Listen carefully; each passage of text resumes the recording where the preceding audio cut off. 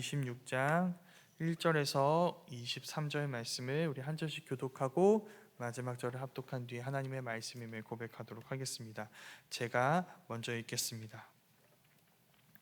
유다 온 백성이 나이가 16세 된 우시아를 세워 그의 아버지 아마샤를 대신하여 왕으로 삼으니, 아마샤 왕이 그의 열조들의 묘실에 누운 후에 우시아가 엘롯을 건축하여 유다에 돌렸더라.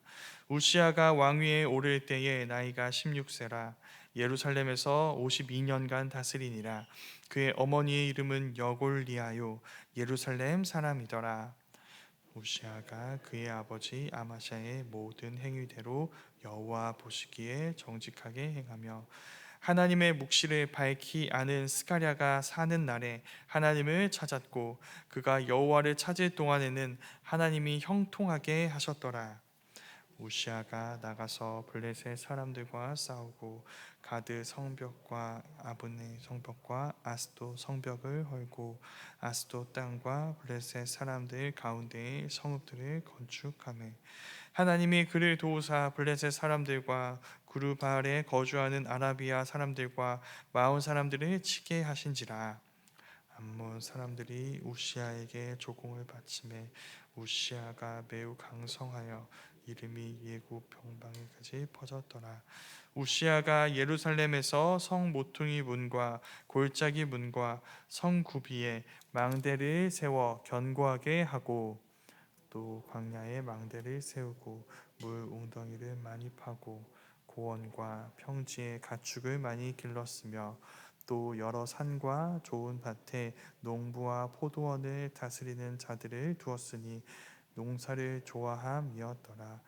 우시아에게 또 싸우는 군사가 있으니 서기관 여이엘과 병영장 마세야가 직접 조사한 수요대로 왕의 지휘관 하나냐의 휘하에 속하여 떼를 지어 나가서 싸우는 자라.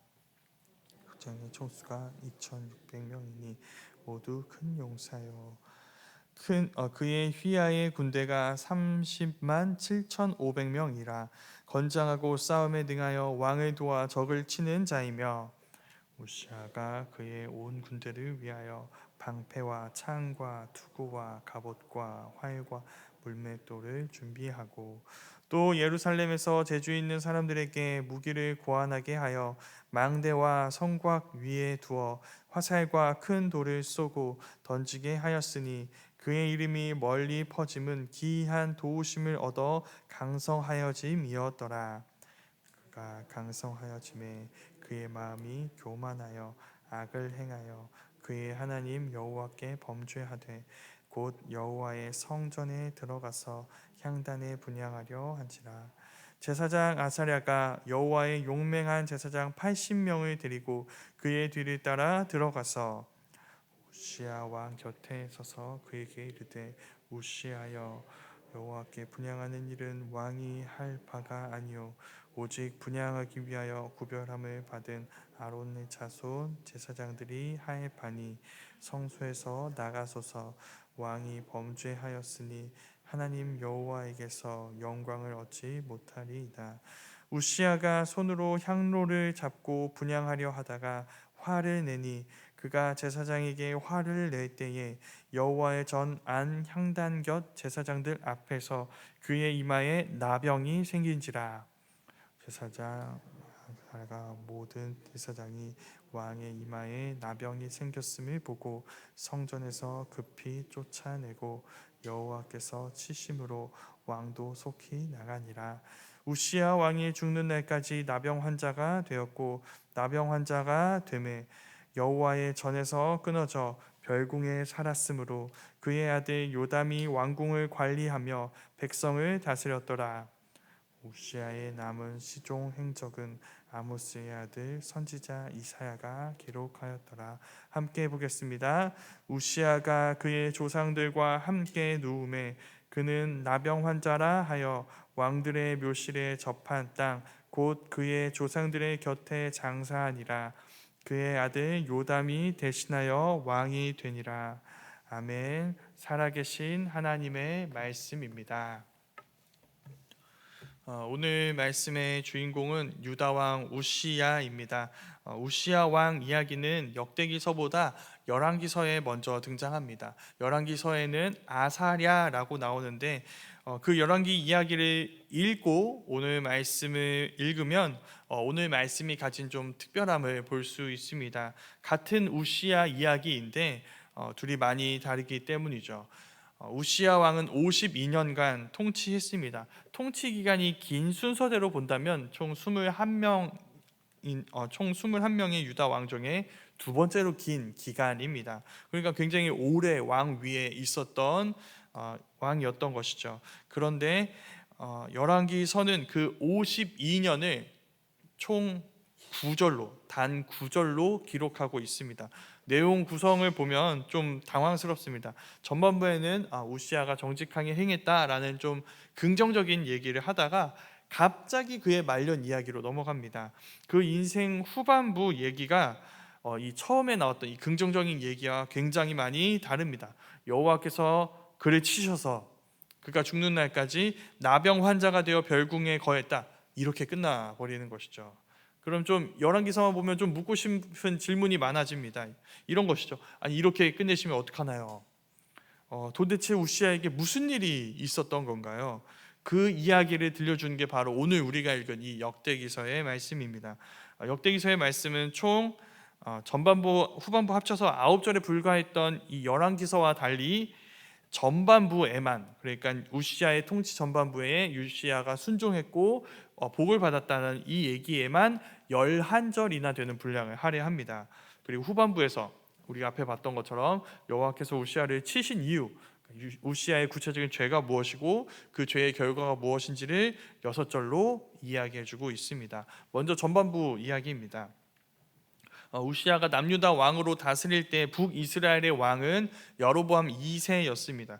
둘은 스타일이 굉장히 많이 다른 왕입니다. 우시야는 선한 왕이었고 북이스라엘의 왕 여로보암 2세는 악한 왕이었습니다. 그런데 공통적으로 이 두 사람의 시대에 모두 남유다와 북이스라엘은 경제적으로 풍요로웠습니다. 겹치는 시간이 그렇게 길진 않지만 다윗과 솔로몬 시대의 영토를 회복했고 그리고 매우 오랜만에 조금 평화롭고 번영하는 시간을 보내게 됩니다. 그 이유가 4절과 5절 말씀에 나옵니다. 4절 말씀은 열왕기서에도 나왔던 내용인데 5절은 역대기서에만 등장합니다. 우시야가 여호와를 찾았다는 내용인 것입니다. 선지자 스가랴, 그러니까 이 스가랴는 근데 소선지서에 나오는 그 스가랴와는 다른 선지자입니다. 이 스가랴의 도움을 받아서 우시야는 여호와를 찾습니다.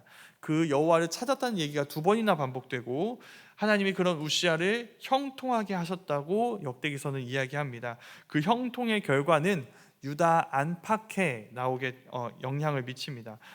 앞서 나눈 것처럼 외부적으로는 다윗과 솔로몬 시대 영토를 회복했다고 했죠. 많은 땅을 정복하게 되고 암몬인들은 우시야에게 조공을 바쳤고 또 마침내 우시야 이름이 애굽에까지 퍼지는 일들이 이루어지게 됩니다.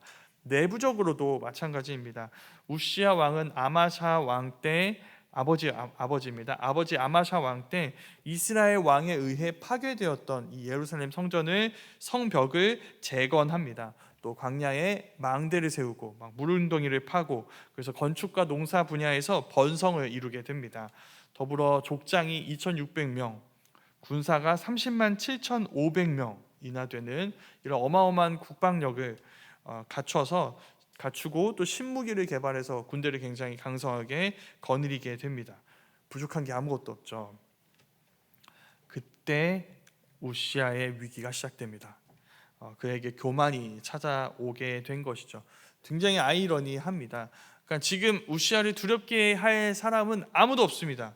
아무도 우시야의 이 권세와 이 강력함, 이 부강함에 도전할 수가 없습니다. 그런데 그때가 우시야에게 가장 위험한 순간이 되는 것이죠. 무슨 뜻일까요? 우리의 주요한 적은 사실 외부에 있지 않다는 것을 의미합니다. 내부에 있습니다. 다른 사람이 우리의 적이 아니라 사실 우리 자신이 우리의 적입니다. 우시야 이야기가 들려주는 것이죠. 우리가 가장 강하다고 생각하는 순간이 가장 약한 순간입니다.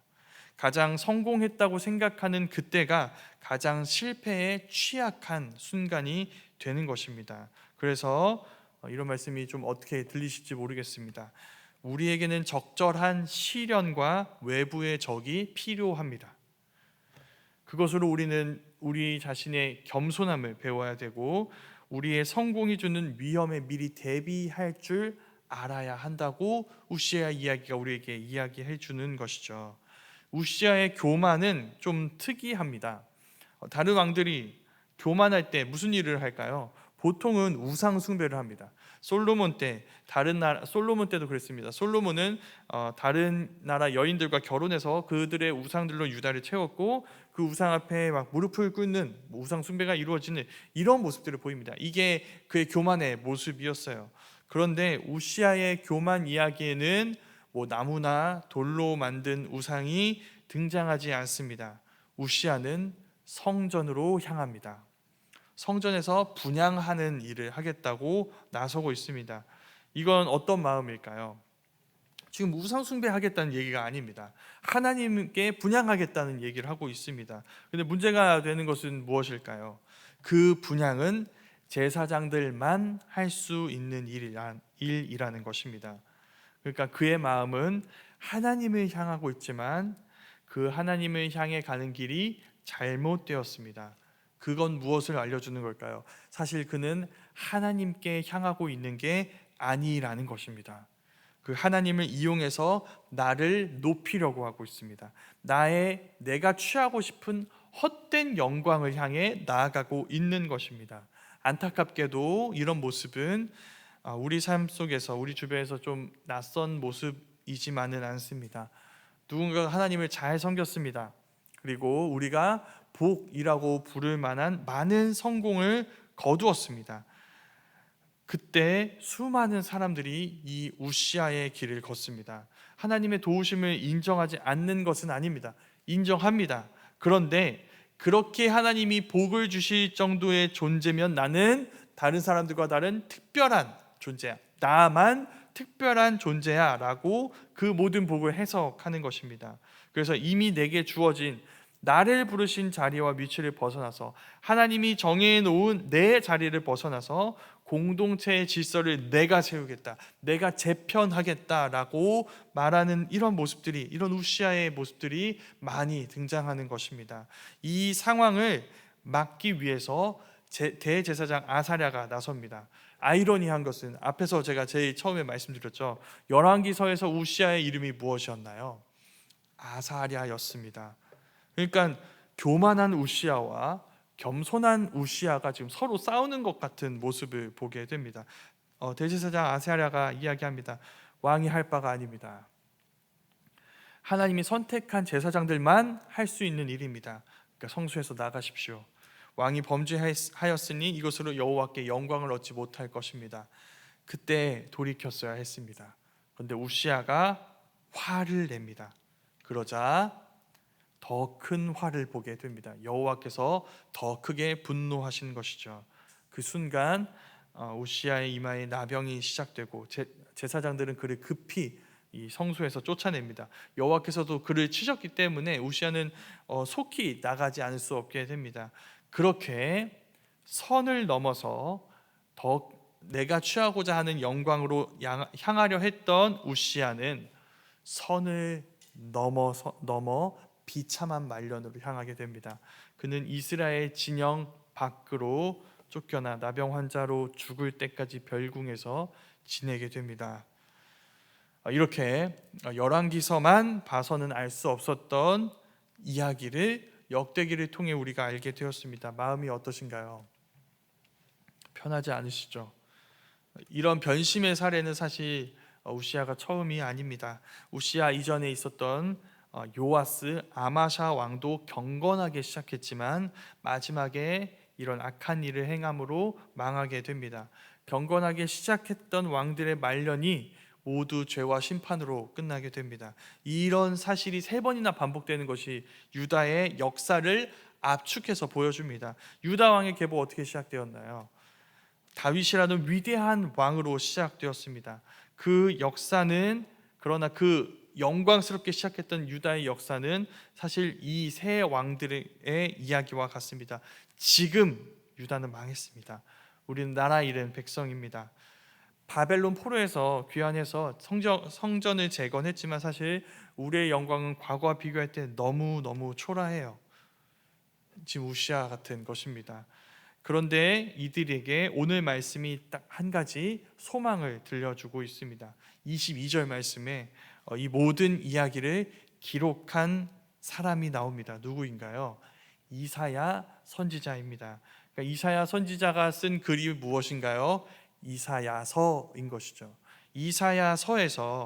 이사야서에 따르면 이사야의 부르심은 이 시기 우시아 왕이 죽던 해에 이루어집니다. 이사야 선지자가 한 환상을 봅니다. 우시아 왕이 죽던 그 해입니다. 이런 장면이었어요. 여호와께서 높이 들린 보좌에 앉으셨는데 그의 옷자락이 성전에 가득하였고 그 곁에서 6날개를 가진 천사들이 날면서 찬송을 부릅니다. 거룩하다 거룩하다 거룩하다 만군의 여호와여, 그 영광이 온 땅에 충만하도다. 여호와께서 거룩하십니다. 여호와의 영광이 온 땅에 충만합니다. 우시아가 아니라요. 그 환상이 우리에게 알려줍니다. 이제 우시아 왕은 왕좌에 없습니다. 그러나 여호와께서 보좌에 앉아 계신다는 것이죠. 우시아의 영광은 허무하게 끝나버렸습니다. 그러나 여호와의 영광은 온 땅에 가득합니다. 우시아 왕의 시대는 끝이 있었습니다. 그러나 여호와의 시간은 영원합니다. 그러니까 이사야는 가장 어두운 시기에 부름받아 가장 밝은 빛을 보게 된 것입니다. 이게 유다 백성들이 지금 회복해야 하는 소망이었습니다. 그들은 이미 저물어버린 이 우시아 왕의 시대를 바라고 다시 그 시대로 돌아가기를 바라는 것이 아니라 결코 꺼지지 않는 영광의 보좌에 계신 여호와를 바라봐야 한다는 것입니다. 무너져 있으니까, 성전이 무너져 있으니까 초라해 보입니다. 아니요, 그 성전에도 그분의 옷자락이 가득합니다. 거기서 천사들은 여호와의 영광을 노래했습니다. 그 노래를 따라서 이들 역시도 여호와의 영광을 노래해야 합니다. 그분의 언약을 기억해야 합니다. 그분이 보내주실 우시아 왕과는 다른 진정한 이 다윗의 자손, 다윗의 왕권을 가진 영원한 왕, 그래서 우리 모두를 회복할 왕을 기다려야 합니다. 그 다윗의 자손이 누구일까요? 그게 바로 우리 주 예수 그리스도이신 것입니다. 그분이 이사야가 본 그 영광스럽고 거룩한 그 높은 곳에서 우리 곁으로 내려오셨습니다. 우리와 함께 하셨습니다. 우리를 그분의 성전이 되게 해주셔서 우리 안에 여호와의 옷자락이 가득하게 하셨습니다. 우시아는 교만하여서 선을 넘었습니다. 그러나 예수님은 겸손하셔서 그 영광의 보좌에서 내려와 그 거룩한 선을 넘어 자기를 낮춰 십자가에 죽기까지 복종하시는 것을 우리는 보고 믿고 고백합니다. 그것으로 우리는 구원을 경험하게 된 것이죠. 그래서 결론입니다.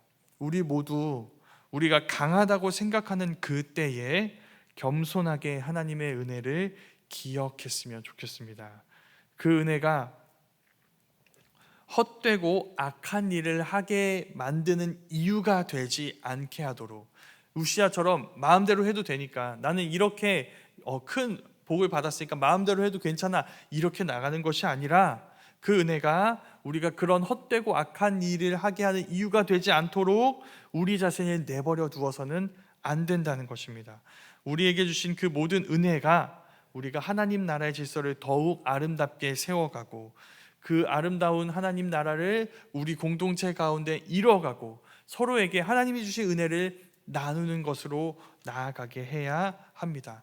그래서 우리에게 교만이라는 이름의 우시아가 찾아올 때 우리 모두가 하나님의 영광을 위해 그 우시아에게 맞선 이 제사장 아사랴 편에 설 수 있었으면 좋겠습니다. 무엇보다 하나님과 동등하시지만 우리 곁에 내려와 죽기까지 복종하신 이 우시아의 교만함과 정반대되는 주님의 겸손함을 닮아가는 것을 우리의 영광으로 삼을 수 있기를 간절히 소망합니다. 오늘도 그렇게 우리를 통해 우리의 이름이 아니라 우시아처럼 자기의 이름을 드러내는 것이 아니라 우리 모두 주님의 이름을 드러내며 주님의 영광을 주목하여 바라보고 그 영광을 우리에게 비춰주신 주님의 그 은혜에 감사하며 그 영광의 빛을 서로에게 비춰주며 서로에게 주님의 은혜의 통로가 되는 우리 모두가 될 수 있기를 간절히 소원합니다. 아멘.